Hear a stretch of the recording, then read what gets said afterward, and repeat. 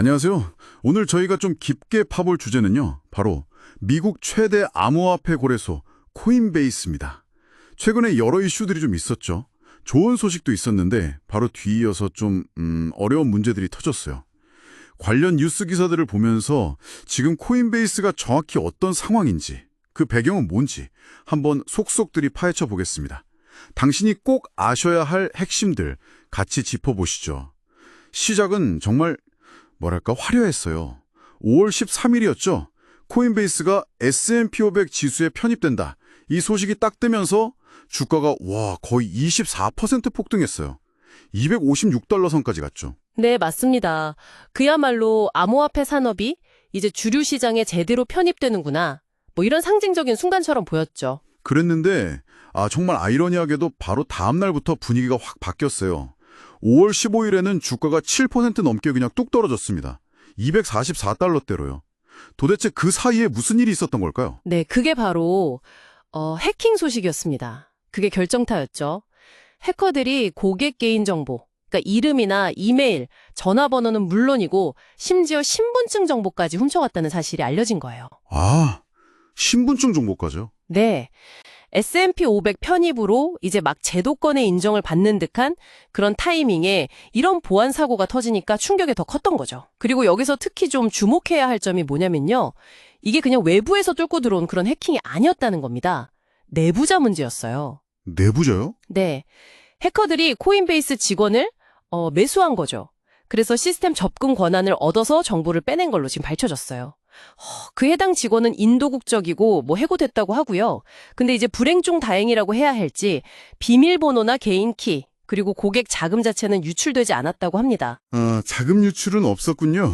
네, 피해 규모도 전체 고객의 한 1% 미만 정도로 추산하고 있고요. 그래도 이게 내부자 소행이라는 점이 더 우려스러운데요. 외부 방어벽이 뚫린 게 아니라 사실상 내부의 신뢰가 무너진 거니까요. 그렇죠. 이걸 단순히 그냥 직원 한 명의 일탈이다 이렇게 보기에는 글쎄요, 코인베이스 내부 통제 시스템 전반에 좀 의문이 생기는 그런 상황이네요. 정확한 지적이십니다. 이게 내부자 위험 관리가 얼마나 어려운지 또 중요한지를 보여주는 딱 그런 사례죠. 해커들은 이 정보를 가지고 코인베이스에 2천만 달러, 우리 돈으로 하면 한 280억 원 정도 되나요? 그 돈을 요구했어요. 안 주면 정보 공개하겠다고 협박한 거죠. 협박까지. 네. 근데 코인베이스는 거절했습니다. 코인베이스의 대응도 상당히 파격적이었습니다. 그냥 요구를 거절한 데서 그친 게 아니라 오히려 그 해커들을 잡는데 2천만 달러 현상금을 걸었죠. 네, 맞아요. 역으로 현상금을 건 거죠. 물론 피해 고객들한테는 보상도 약속했고요. SEC 제출 서류를 보니까 예상 보상액이 이게 최대 4억 달러까지 갈 수도 있다고 하더라고요. 거의 5천억 원에 가까운 돈이죠. 네, 상당한 규모입니다. 어떻게 보면 굉장히 대담한 대응인데 또 한편으로는 글쎄요, 이게 근본적인 보안 문제 해결보다는 좀 여론 전환용 액션 아니냐 이런 비판도 있을 수 있겠어요? 그렇죠. 그리고 그 보상금 규모 자체가 어쨌든 코인베이스에게는 상당히 큰 재정적 부담이 될 수밖에 없고요. 실제로 이 해킹 소식이 전해진 다음에 암호화폐 시장 전체가 좀 흔들렸습니다. 5월 15일 오전에 보면 비트코인이나 이더리움도 좀 빠졌지만 특히 리플 같은 경우는 5% 넘게 하락했거든요. 리플이 많이 빠졌군요. 네, 그러니까 이게 단순히 코인베이스 하나만의 문제가 아니라 암호화폐 시장 전체의 어떤 투자 심리에도 영향을 미친 거죠? 이렇게 좀 신뢰도 문제가 불거지니까 기존에 있던 다른 우려 사항들도 다시 좀 주목받는 것 같아요. 대표적인 게 SEC, 그러니까 미국 증권거래위원회 조사죠.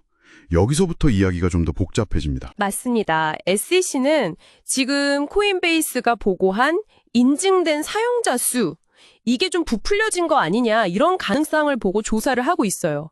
코인베이스는 그동안 1억 명이 넘는 사용자가 있다고 주장해왔는데 이 숫자가 진짜냐 여기에 의문이 제기된 거죠. 사용자 수를 부풀렸다는 의혹이라 이건 또 완전히 다른 차원의 문제네요. 해킹이랑은 별개로. 네, 그렇죠. 근데 이 조사가 사실은 이전 바이든 행정부 때 시작된 거거든요. 당시 바이든 행정부는 암호화폐 산업이 좀 비판적이었잖아요. 네, 그랬죠. 근데 이게 지금 암호화폐에 상대적으로 좀 친화적이라고 평가받는 현 트럼프 행정부에서도 계속 조사가 이어지고 있다는 점이 좀 흥미로운 부분입니다. 그렇군요. 단순히 뭐 정치적인 기조 변화랑 상관없이 계속되고 있다는 거네요. 그렇죠. 그냥 정치적 편향만은 아니다. 이렇게 볼 수 있는 거죠. 실제로 코인베이스의 최고 법률 책임자 폴 그레왈이라는 사람도 약간 인정하는 듯한 발언을 했어요. 뭐 인증된 사용자 수에 그냥 이메일 주소나 전화번호만 등록한 사람도 포함되어 있어서 실제 활성 사용자 수와는 좀 차이가 있을 수 있다. 이런 식으로요. 아, 약간 발을 빼는 듯한 결국은 인증된 사용자라는 그 정의 자체가 좀 모호하다. 이 점을 파고드는 거군요, SEC가. 그쵸. 투자자 입장에서는 상당히 좀 혼란스러울 수 있겠습니다. 그렇습니다. 단순히 뭐 가입 절차만 딱 시작한 사람까지 다 인증된 사용자로 집계하는 게 과연 타당한가? 그리고 그게 시장에 좀 잘못된 시그널을 줄 수 있는 거 아니냐? 뭐 이게 핵심 쟁점이라고 볼 수 있습니다. 자, 그럼 정리를 좀 해보자면요. 코인베이스는 S&P 500 편입이라는 굉장히 긍정적인 모멘텀이 있었음에도 불구하고 내부자 문제로 인한 심각한 보안 사고, 그리고 사용자 수 논란에 따른 규제 당국의 조사, 이런 이중고에 직면한 상황이네요. 그래서 이게 지금 당신에게 어떤 의미일까요? 네, 핵심은 이겁니다.